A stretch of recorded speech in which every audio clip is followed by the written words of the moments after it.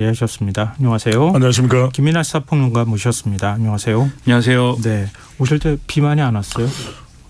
지금 뭐 오기 직전에는 비가 많이 안 왔는데 오늘 네. 워낙 많은 비가 와서 중간중간 할 때 그러게 오후 서울은 뭐 예. 오후부터는 조금 좀 비가 소강 상태로 들어간 거 아닌가 싶은데. 네. 근데 이게 지역마다 그러게요. 완전히 비가 이게 내리는 그 강우량 자체가 워낙 다르다 보니까 네. 순식간에 피해를 입으실 수 있거든요. 지금도 뭐 KBS 재난 보도 따르면 엄청난 피해가 지금 일어났다 이렇게 보도가 되고 있기 때문에 각별히 내일까지 많은 비가 온다니까 주의를 하셔야 될 것 같아요. 네, 김민하 평론가는 주로 대중교통 많이 이용하시니까 오늘 막히지는 않았어요? 뭐 여러 어려움이 있었습니다. 뭐 젖기도 하고 그런데 이제 뭐 밤에 이미 뭐 좀 소강 상태일 때 나왔기 때문에 네, 낮에는 이제 잠을 자고 뭐 그랬기 때문에 체감은 못했습니다만 새벽부터 네. 일하니까. 아니 이제 네. 일이 없으니까 낮에 자는 건데 아무튼 뭐 그러나 뉴스를 통해서 많은 걱정을 하고 있고요. 그리고 이게 뭐 예보가 사실 잘 안 되는 시대다 뭐 이런 전문가들의 얘기가 있더라고요. 워낙 이제 맞아요. 기후변화나 이런 것들 때문에 비가 한 번에 막 쏟아지고 또 금방 그쳤는데 그쳤나 싶으면서 나가면 또 비가 오고 뭐 이런 상황들이 있으니까 혹시라도 비가 그쳤다고 안심하면 안 된다. 그래서 그렇게 산책 나가셨다가 좀 피해를 보는 분들이 있어서 맞습니다. 네. 그런 것이 아니니까 그렇게 하면은 좀 위험한 상황에 빠질 수 있다라는 걸 명심하고 네, 좀 뭐랄까 대응을 해야 되지 않나 이런 생각을 하면서 왔습니다. 네, 맞습니다. 재난은 뭐 미리 예고하고 오는 게 아니니까요. 그렇습니다. 철저한 네. 대비에는 방법이 없을 것 같습니다. 뭐 오늘 밤도 아마 내일까지 계속해서 비가 많이 내린다고 하니까요. 그렇습니다. 각별히 비 피해 없도록 이 말은 짧게 좀 꼭 드리고 싶은 것이 예. KBS가 역시 많은 시간을 지금 비 관련된 호우, 특보 피해 또 재난 관련된 많은 방송을 하고 있거든요. 그만큼 또 KBS 방송 이게 좀 귀를 기울여 주시고 또 시청을 해 주실 필요가 있을 것 예, 같습니다. 배승찬의 시사본부 열심히 들으시면 소식 많이 아실 수 있지 않을까 싶습니다. 자, 오늘 본격적으로 논의할 주제로 가보죠. 윤석열 대통령의 국정 지지율이 올 들어 가장 큰 폭으로 하락했다라고 하는 여론조사 결과가 나왔어요. 한국갤럽 조사를 기준으로 저희가 금요일마다 이렇게 소개를 해드리곤 하는데 김민하 평론가께서 일단 조사 결과를 좀 정리해서 말씀해 주시죠. 한국갤럽이 자체적으로 지난 11일부터 13일까지 4일간 전국 만 18세 이상 1,001명을 대상으로 조사를 했는데요. 윤석열 대통령의 국정수행 지지율에 대해서 잘하고 있다는 응답이 32%, 잘못하고 있다는 응답이 57%였다는 겁니다. 그러니까 긍정평가는 전주 대비 6%포인트가 떨어졌다라는 것이고 부정평가는 3%포인트가 올랐다라는 건데요.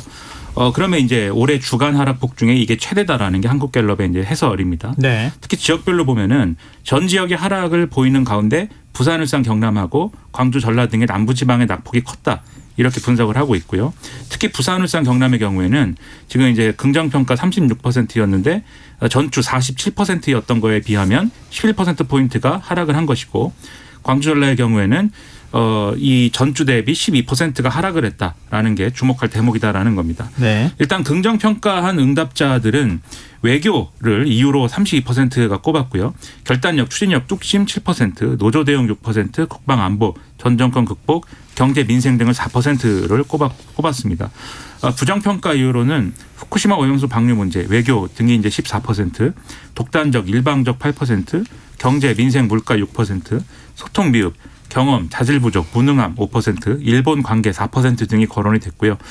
서울 양평 고속도로 문제를 부정평가 이유로 꼽은 응답도 이 1%가 나와서 새롭게 등장을 했다. 이런 해설입니다. 이 자세한 내용은 중앙선거 여론조사 심의 홈페이지를 참조하시면 되겠습니다. 네.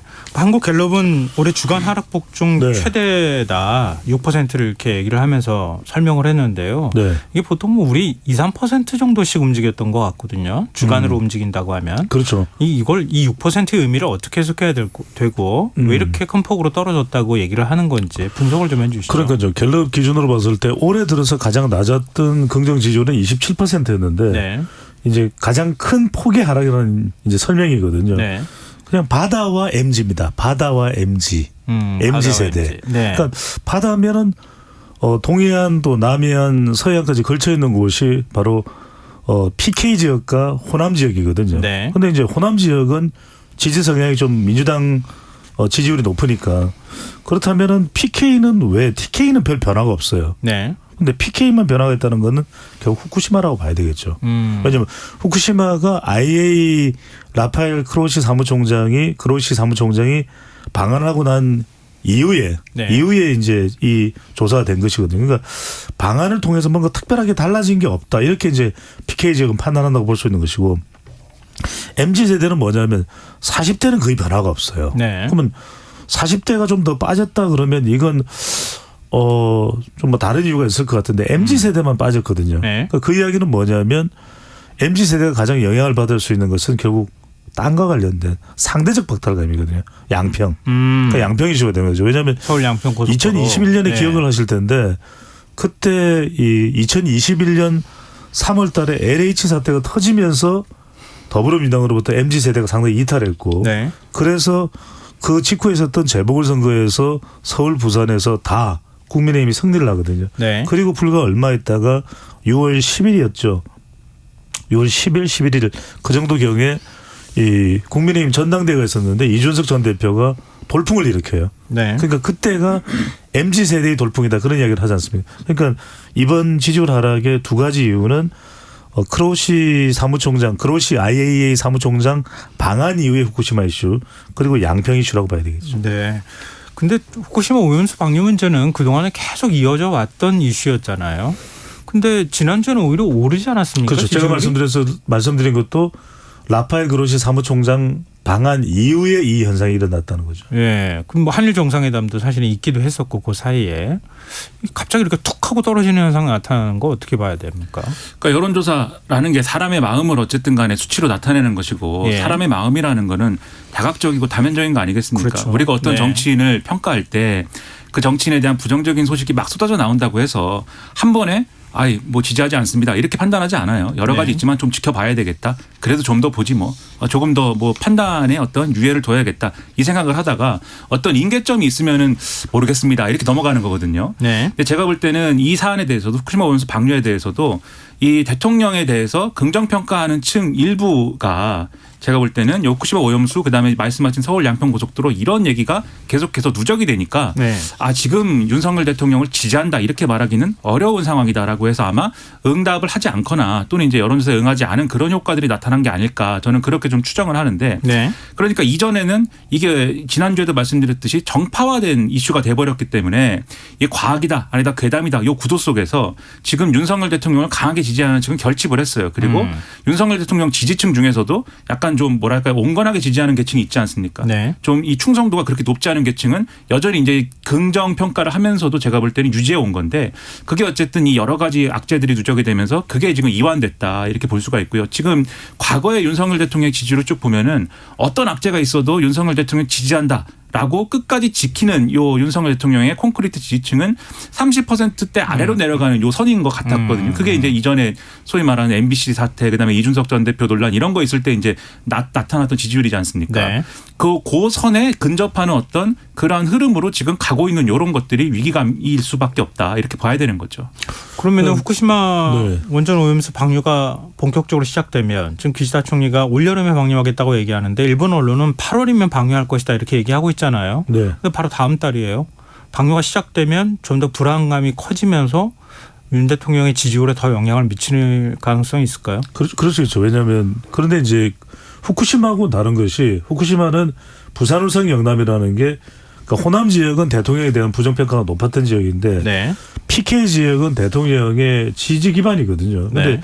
PK가 흔들리는 이유는 뭐냐면 경제적 이해관계죠. 그러니까 일본이 방류를 시작하면 자 횟집 또 수산물 가공식품 이런 부분들이 타격을 받기 시작하면 이거는 경제적 이해관계가 걸려 있는 것이기 때문에 영향을 받습니다. 그러니까 지지율을 가만히 보시면 진영 간 프레임으로 갇히지 않는 건 딱 두 개입니다. 사람 문제가 생기거나 아니면은 경제적인 이해관계가 발생하거나. 그러니까 PK 지역은 경제적인 이해관계가 발생할 수 있다는 거죠.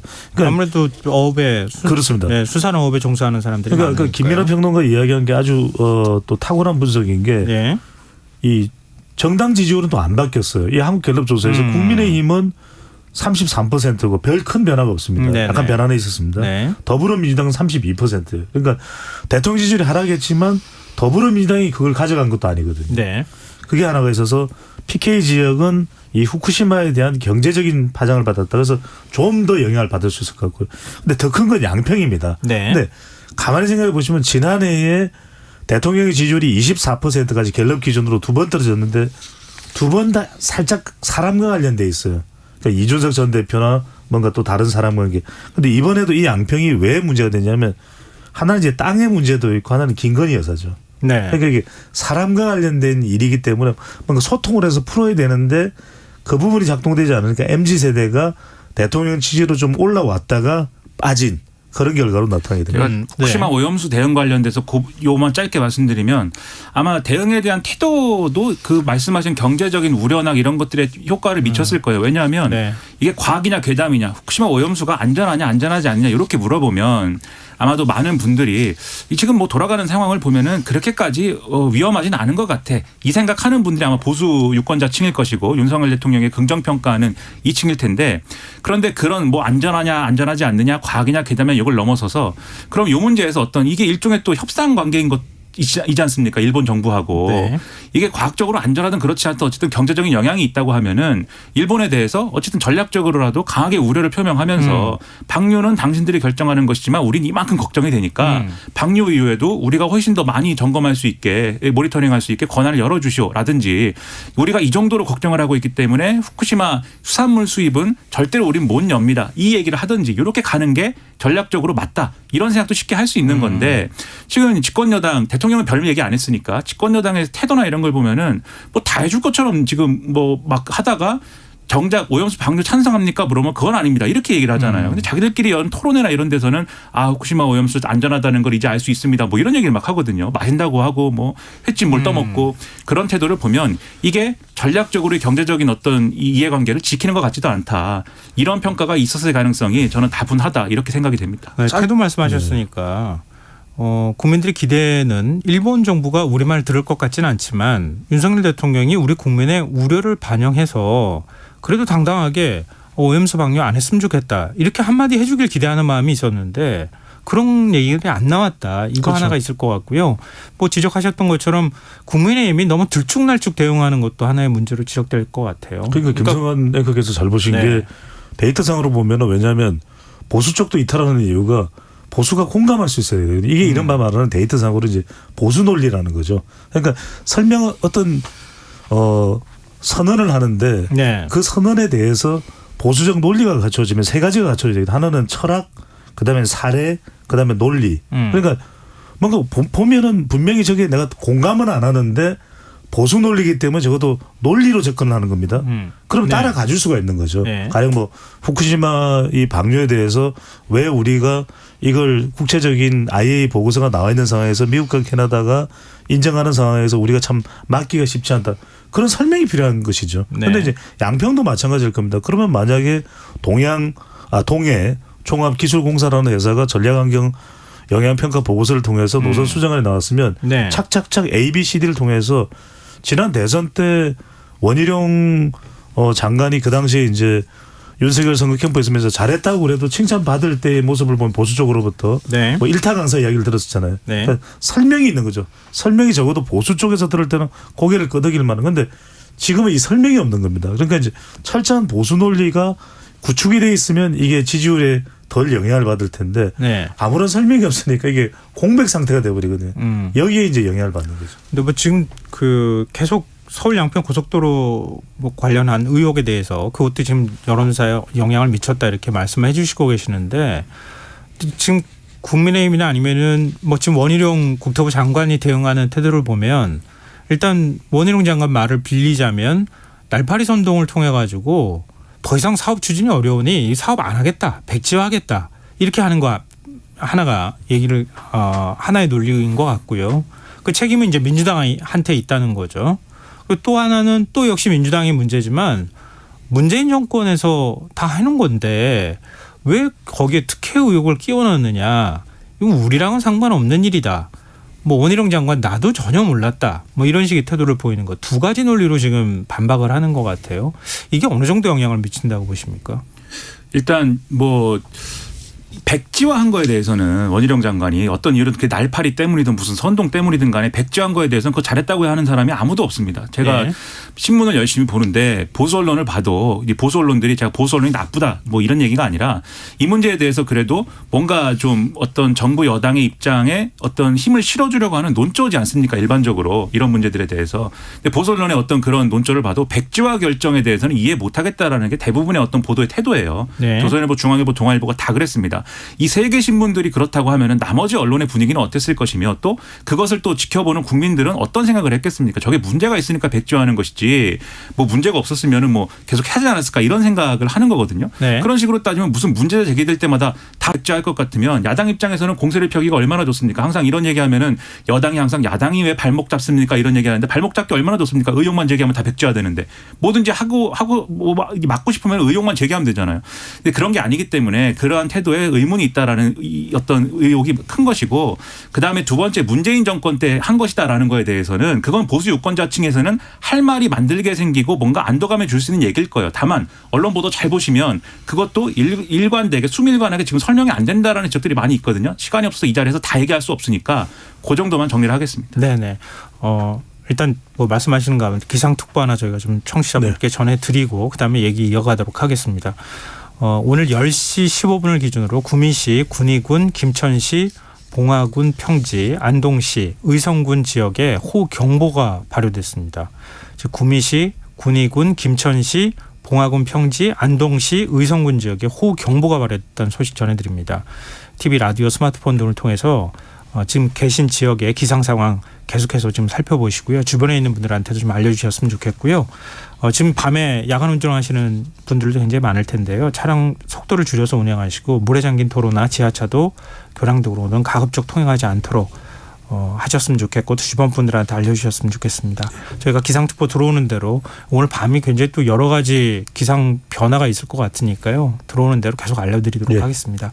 저 얘기 좀 이어가죠. 지금 김민하 평론가에 대한 분석 어떻게 보십니까? 네, 그렇죠. 네. 김민하 평론가 이야기한 대로 이 양평과 관련된 사안을 이야기 안 할 수가 없는 것이 결국 근데 이제 한국갤럽에서는 서울 양평고속도로 부정평가 이후로 꼽은 응답자가 뭐 불과 1%였습니다. 근데 이걸 왜 이렇게 대답이 나올 수밖에 없냐면은 딱히 이거라고 응답하기가 쉽지가 않은 거죠. 왜냐하면은 정책적인 이 진단 사항인데 이게 왜 그럼 노선이 변경됐고 그럼 노선 변경된 게 대통령의 배우자인 김건희 여사가 일가가 가족이 소유하고 있는 땅과는 무관한지 유관한지 이 부분이 사실은 핵심인 거거든요. 그리고 또 무관하다면 무관한 대로 밝히면 될 일이고 당당하게.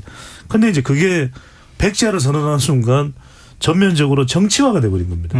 그러니까 정치 쟁점하고 난 이후부터는 그러니까 이제 이른바 확정 편향이 이루어지는 거죠. 그러니까 믿고 싶은 대로 믿는. 한쪽에서는 민주당 게이트다.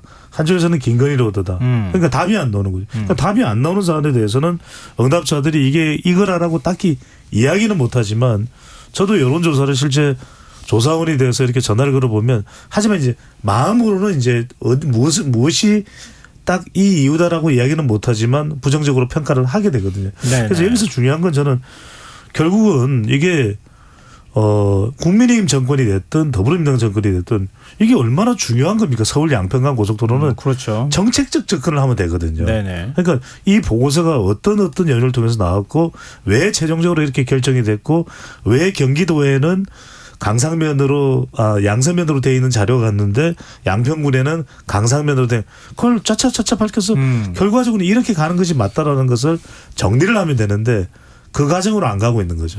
그러니까 뭐 내용을 공개하면 되는데 공개하지 않고 먼저 백지화부터 해놓고 나니까 그냥 말씀하신 것처럼 바로 정치 쟁점화가 돼버리는 현상이 나타나지 않았나 싶은데요. 지금 근데 뭐 국민의힘이나 아니면은 국토부에서 계속 공개하는 자료를 보면 강상면 종점이 더 타당하다고 자꾸 얘기를 하고 있어요. 근데 그러면은 김건희 여사 일가 땅을 들어서 옮길 수도 없고 그럼 그건 어쩔 수 없다. 이런 쪽으로 자꾸 분위기가 가고 있는데 이건 또 맞는 건가 이런 생각이 들어요. 지금 이거 출구 전략 어떻게 세워야 될 거라고 보십니까?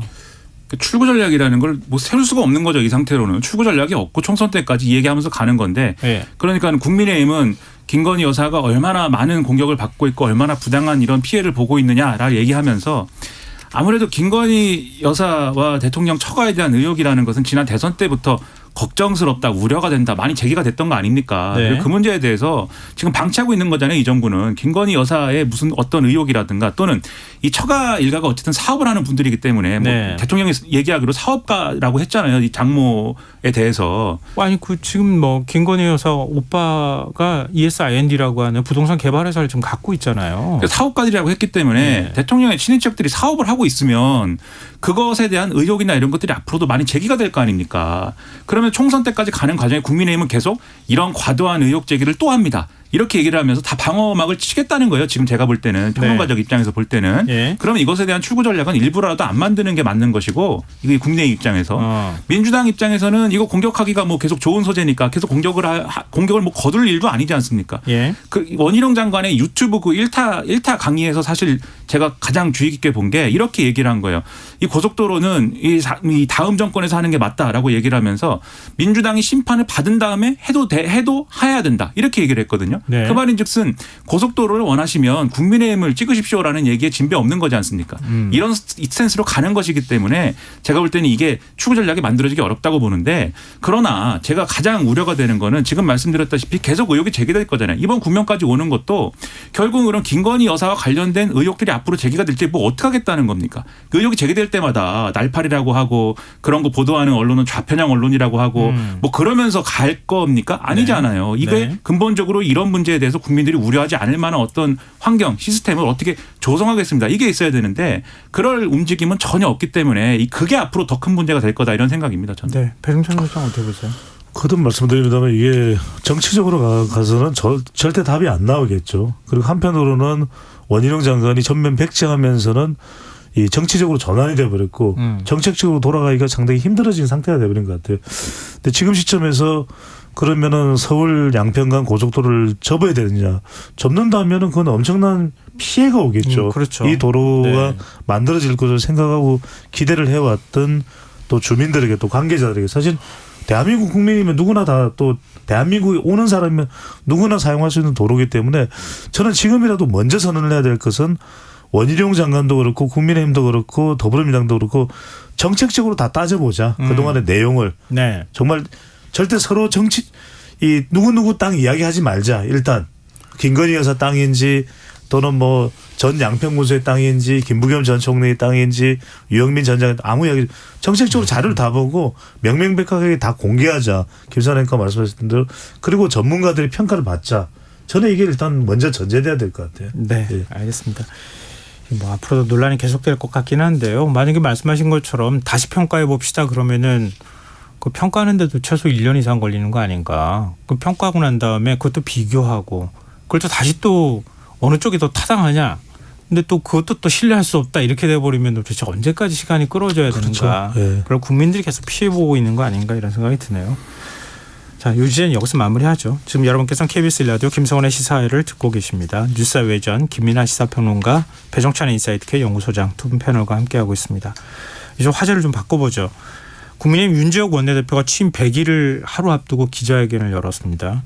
윤 원내대표는 의회 정치 복원을 내걸었지만 나아진 게 없어 부끄럽고 답답한 심정이다. 이런 소회를 밝히기도 했는데요. 윤지혁 원내대표 취임 100일 어떻게 평가하시는지 두 분 말씀 좀 듣고 싶네요. 저도 부끄럽고 답답합니다. 네, 이런 정치에 대해서 무슨 얘기를 하고 평론가라고 뭐 이게 얘기를 하고 있는데 네. 그게 뭐 국민들에게 지금 도움이 될까요? 국민들에게 도움이 안 되는 정치에 대해서 국민들에게 아무 도움이 안 되는 국회에 대해서 뉴스가 이렇다 저렇다 설명하고 있는 것에 대해서 자괴감 느낄 때도 많다라는 생각을 하는데 좀 윤지혁 원내대표 좀 안 된 것 같기도 하고요. 이 어쨌든 100일 동안 취임 100일을 앞두고 기자회견을 열었다라고 할 때 100일 가까운 시간 동안 뭘 했느냐에 대해서 얘기할 수 있는 게 지금 하나도 없지 않습니까? 네. 그런데 그런 환경과 조건을 만든 게 오로지 윤지혁 원내대표 혼자만의 생각과 혼자만의 능력 때문에 이렇게 된 거냐. 그렇지 않죠. 정부 여당의 어떤 일관적인 스탠스가 그런 것이고 윤지혁 원내대표의 대응이라는 것도 거기서 벗어날 수가 없기 때문에 그냥 더불어민주당하고 싸우고 계속 이제 무슨 의혹이 되게 되면 다 무슨 날파리라고 하고 좌편향이라고 그러고 뭐 이런 얘기나 하면서 계속해서 이제 버티고 이 뭐 뭉개고 뭐 이런 스탠스인데 거기서 원내대표 혼자 뭐 이 마음이 어떻다고 해서 그것에 어떻게 벗어나겠습니까? 제가 이제 그 기자들의 어떤 질문과 응답에 대해서 많이 보도한 내용을 그동안 쭉 봤는데 네. 이 예를 들면은 최고위나 이런 데서 뭐 박성중 의원이라든지 박대출 의원이라든지 이상한 얘기 막 하고 이러거든요. 그럼 기자들이 이제 윤재욱 원내대표한테 그게 그런 발언들이 정책적으로 이유가 있어서 하는 것이냐, 앞으로 그런 정책을 추진할 거냐고 막 물어봐요. 그 윤재욱 원내대표가 말을 막 꼬아서 그런 것은 아니지만 아마도 이런 마음으로 한 말씀이 아닐까 저는 그렇게 생각이 됩니다. 막 이렇게 대답을 하거든요. 그러니까 얼마나 곤란한 일입니까 그게. 근데 그렇다고 해서 이 모아놓고 국회의원들 모아놓고 최고위 모아놓고 원내대표가 앞으로 그런 발언 하지 마시오 이렇게 할 수도 없는 지금 처지와 입장인 거 아닙니까? 그런 어떤 이 처지를 고려해 보면은 원내대표가 된 것은 뭐 본인 입장에서는 좋은 일이겠지만 참 안 된 점도 있다 이런 생각도 좀 들고 그랬습니다. 네. 저는 뭐 대한민국의 민낯이라고 봅니다. 이거는 윤재욱 원내대표를 떠나서 저는 우선은 이제 실업급여인데 우리가 이런 토스트 발라 먹는 달달한 그 실업급여냐 이렇게 이야기하는데 저는 제발 국회의원들은 국회 법으로 비유, 은유, 비교 못하도록 법으로 정했으면 좋겠어요. 제발 그러지 말았으면 좋겠어요. 네. 나는 이제 저는 지금 우리 정치가 심각한 상황이다. 첫 번째로는 소통을 안 하잖아요.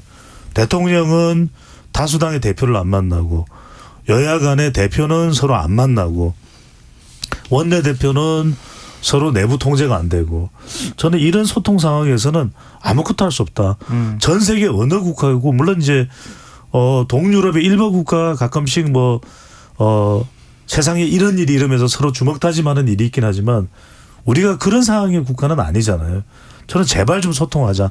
만나서 이야기 나누고 내가 옳은 것만도 아니고 두 번째는 이제 존중했으면 좋겠어요. 상대방을. 당이 다르다 뿐이지 왜 존중 못합니까? 제가 김성한 앵커를 존중하듯이 김민하 평론가가 저를 존중하듯이 저는 서로 마음속으로 들어가서 저 사람 마음 같아서는 이런 생각할 수밖에 없는 것 아니냐. 그다음에 세 번째는 뭐냐면 제발 일 좀 했으면 좋겠어요. 원내대표도 그렇고 여의도 연구원도 그렇고 뭐 더불어민주당도 마찬가지입니다.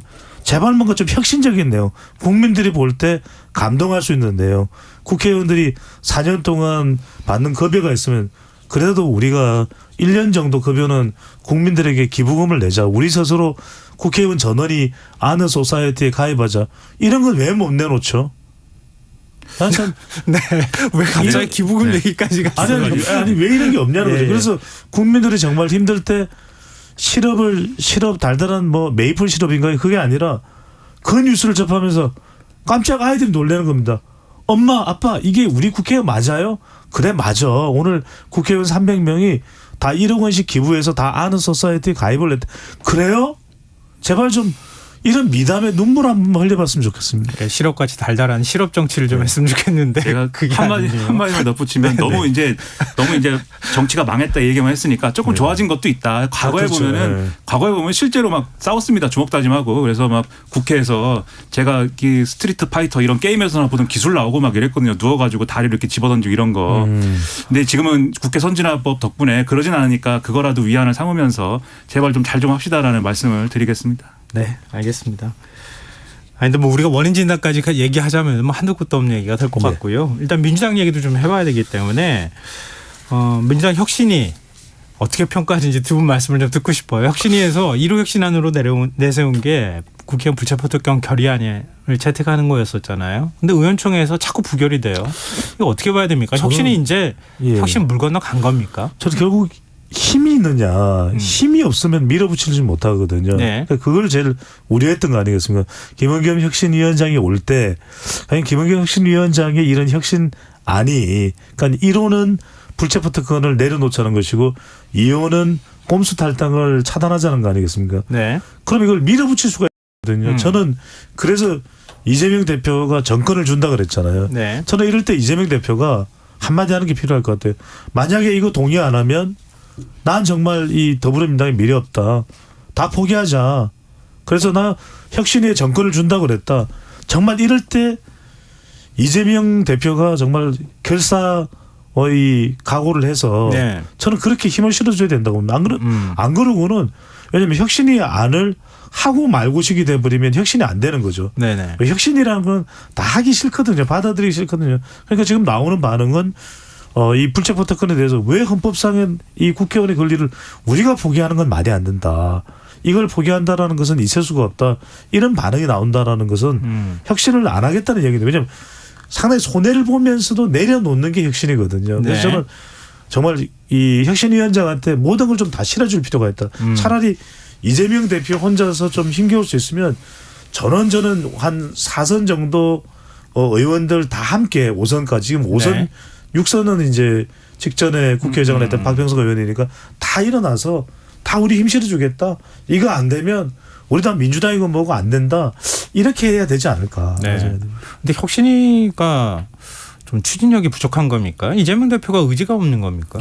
혁신위에 있는 사람들이 정치권 인사도 아니고 다 밖에서 이렇게 뭐 일부 의원이 있습니다마는 예. 다 밖에서 이제 다른 거 하다가 온 사람들인데 거기서 무슨 얘기를 한다고 해서 무슨 권위가 실리겠습니까? 어떤 힘이 실리겠습니까? 그분들이 힘을 낼 수 있다라고 하면은 그것은 대표가 정권을 어쨌든 쥐어준다고 한 것이고 네. 대표가 전적으로 혁신의 활동을 밀어준다고 했기 때문에 힘이 생기는 건데 이 난리가 나고 뭐 이 1호 뭐 제안을 사실상 받지 않는 그림처럼 가는데도 여기에 대한 별다른 대응이 없잖아요. 사실 이재명 대표가. 그러면 당연히 혁신에는 힘이 빠질 수밖에 없고 제가 혁신위원장이면 그만뒀죠. 그런 상황까지 왔다 이렇게 생각이 드는데 저는 이 상황이 잘 이해가 안 됩니다. 그래서 네. 이재명 대표가 힘을 실어준다고 했는데 대표가 힘을 실어준다고 하고 정권을 준다고 했는데 국회의원들이 말을 안 듣는 그 상황이라는 거는 이 민주당이라는 조직은 어떤 조직인가라는 의문이 들고 정말 이 불체포 특권이라는 거를 그냥 그렇게 포기하는 것은 말이 안 되고 원칙적으로 그러니까 원칙적으로 이론적으로 원론적인 어떤 차원에서 말이 안 된다고 하면은 혁신위를 설득을 하는 움직임이라도 있어야죠. 그래서 이게 예를 들면은 어떤 사건, 어떤 종류에 대해서는 지금 예를 들면 전당대 돈봉투 사건이나 이런 거 있잖아요. 이런 거에 대해서는 우리가 캠페인성으로 포기할 수 있는데 일반적으로 이렇게 뭐 포기하는 것을 결의하고 이런 것은 못한다 뭐 이렇게 얘기를 한다든지 그런 뭔가 소통의 움직임 속에서 뭐 이런 게 있으면은 아 이게 뭔가 혁신을 하기 위한 나름대로의 진통이구나 이럴 텐데 지금 뭘 왜 거부하는지도 분명치가 않습니다. 그러다 보니까 언론이 보도하는 게 다선 의원들이 나중에 혁신위가 결국 공천에 관련된 원칙이나 이런 것까지 얘기를 하면서 다선 의원들을 물갈이하자 이렇게 될까 봐 지금 혁신이 힘 빼는 거 아니냐. 언론이 그런 분석까지 막 지금 보도를 하고 있거든요. 네. 뭐 사실인지 모르겠습니다만 그런 얘기가 왜 나올까를 지금 겸허하게 되돌아봐야 될 필요이다.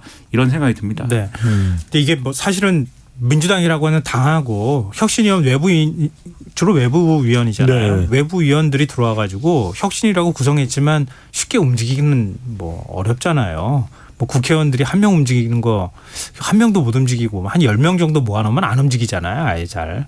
그런 면에서 혁신위가 굉장히 큰 무거운 짐을 진 건 맞는 것 같은데 그래서 그런 생각도 저는 했었어요. 당내에서 의원들이 먼저 내려놓겠다고 하는 의원들이 왜 없느냐. 그렇죠. 그렇게 하면 오히려 당 대표를 압박할 수도 있고 혁신에 좀 힘을 실어주는 효과가 예. 나타날 수도 있을 텐데 하는 생각을 했는데 오늘 마침 있기는 했어요. 31명 의원들 주로 이제 비명계 의원들이라고 그렇죠. 하는데 불체포 특권 먼저 우리가 내려놓겠다. 우리 결의하자. 이렇게 예. 얘기를 했고 김은경 혁신위원장의 경우에도 이제 시작이다. 뭐 이렇게 그러니까 쉽지는 않았을 텐데 긍정적으로 평가한다 이런 반응이 나왔거든요. 근데 이렇게 맞아 들어가면서 뭔가 이렇게 혁신 작업들을 좀 힘있게 뒤에서 자꾸 밀어주면서 할 수 있는 방법은 없을까요? 그렇죠. 그게 이제 중요한 것 같습니다. 특히 이제 중진들이 그렇게 하는 것이 필요하겠죠. 이제 뭐 친명계냐 비명계를 떠나서 사실은 또 혁신적인 성격이 있는 건 뭐 초선이나 재선이겠지만 이럴 때 이제 민주당의 목소리를 좀 더 강하게 내줄 수 있는 것은 또 중진들이 내려놓자. 우리 의정활동 오래 해봤지만 여러 가지로 또 이걸 끓일 수 있는 이유도 있지만 그래도 지금 민주당을 바라보는 국민들을 향해서 아까도 말씀드렸지만 한국갤럽조사에서 대통령 지지율이 올해 들어 가장 큰 폭으로 내려간 6%포인트나 빠지는데도 더불어민주당의 지지율은 큰 변화가 없어요. 요지부동이거든요. 그렇다면 그걸 위해서라도 이럴 때 어떤 지지층들이 더 들어올 수 있냐면 말 그대로 중도층, 무당층, 지금 무당층 비율이 30%입니다. 그러면 그 30%의 절반인 15%만 들어오더라도 총선은 완전히 이제 청신호가 켜지는 것이죠.